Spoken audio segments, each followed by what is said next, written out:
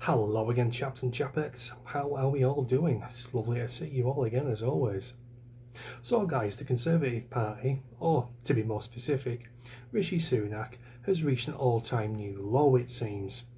He is facing a major revolt and backlash from Tory MPs, backbenchers and Labour MPs alike for trying to bring forward legislation to criminalise homelessness. Yeah, you heard that right. Rishi Sunak wants to make being homeless illegal, it would appear.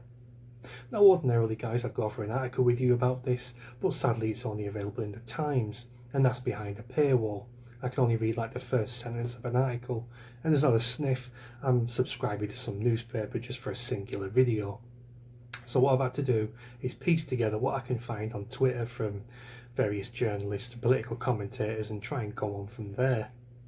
So what I can gather is Rishi Sunak wants anyone found to be sleeping rough in a tent, in a doorway, anything like that, to be arrested, potentially thrown in jail, or be fined up to £2,500. Now I suppose my first question on this subject would be, how does Rishi Sunak, or indeed his government, expect someone to pay £2,500 when they are at the lowest end, completely homeless and sleeping on the streets?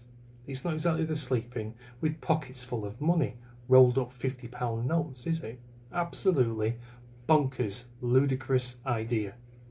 Now a lot of people would say that most of these people are on the streets through fault of their own, and I suppose to a certain extent I do agree. There's a percentage of people on the streets who are there through drug misuse, for example, or alcoholism, but that doesn't mean they should be just left on the streets to rot away and die. I think they deserve help as much as anyone else does. Say if either me or you suddenly became addicted to drugs or addicted to alcohol, we could just walk straight down to our GP and get straight into some sort of program. I think the same should be extended to people on the streets. Get them into a drug rehabilitation program, for example, or some kind of Alcoholics Anonymous program, something like that. Not to be demonised and arrested potentially and be fined £2,500, which is ludicrous in itself. Particularly when you also think that some people on the streets are not there by their own choice. Our ex-servicemen and women, for example, who have suffered post-traumatic stress disorder through various wars that have been dragged into in the Middle East, Iraq, Afghanistan, things like that. Do you really think they deserve to be potentially arrested, thrown in jail, or fined? No, they deserve help far as much as anybody else, to be honest with you. Something else that sticks in my side as well, like a thorn right in my side, is I think you know where I'm going to go with this, guys. It's that the people who break into our country on a daily basis.